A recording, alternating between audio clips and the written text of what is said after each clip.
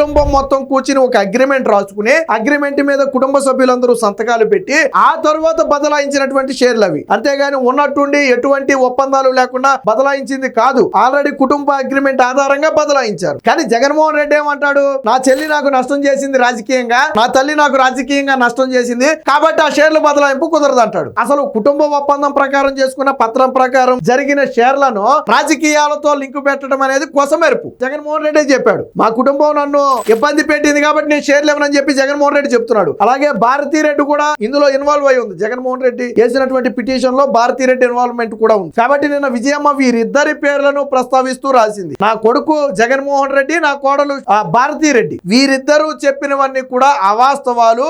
ఒక రకంగా కుటుంబ సమస్యలను ఇలాగా ఆ కోర్టులో పరిష్కరించుకోవాల్సి రావటం అనేది నాకు తీవ్రంగా కలిసి వేస్తుంది. బట్ తప్పదు కాబట్టి నేను ఆ కౌంటర్ అయితే దాఖలు చేస్తున్నానని చెప్పి నిన్న ఆ విజయమ్మ ఒక లేఖ అయితే రాయటం జరిగింది. అంటే జగన్మోహన్ రెడ్డిని, భారతీ రెడ్డిని విజయమ్మ కూడా నమ్మటం లేదు అనడానికి ఇది ఒక ఉదాహరణ.